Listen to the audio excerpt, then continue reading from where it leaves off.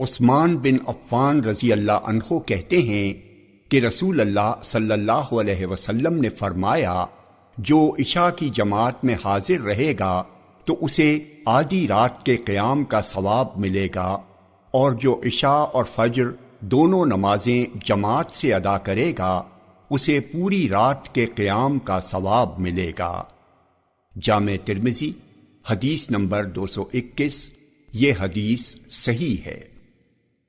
بریدہ اسلمی رضی اللہ عنہ سے روایت ہے کہ نبی اکرم صلی اللہ علیہ وسلم نے فرمایا، اندھیرے میں چل کر مسجد آنے والوں کو قیامت کے دن کامل نور، بھرپور اجالے کی بشارت دے دو۔ جامع ترمذی حدیث نمبر 223۔ یہ حدیث صحیح ہے۔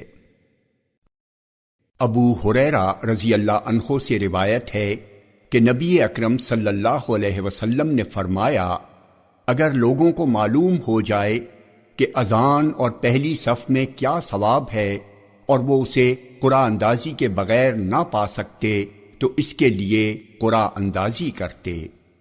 جامع ترمذی حدیث نمبر 225۔ یہ حدیث صحیح ہے۔ نعمان بن بشیر رضی اللہ عنہما کہتے ہیں کہ رسول اللہ صلی اللہ علیہ وسلم ہماری صفیں سیدھی کرتے تھے، چنانچہ ایک دن آپ نکلے تو دیکھا کہ ایک شخص کا سینہ لوگوں سے آگے نکلا ہوا ہے۔ آپ نے فرمایا، تم اپنی صفیں سیدھی رکھو ورنہ اللہ تمہارے درمیان اختلاف پیدا فرما دے گا۔ جامع ترمذی حدیث نمبر 227۔ یہ حدیث صحیح ہے۔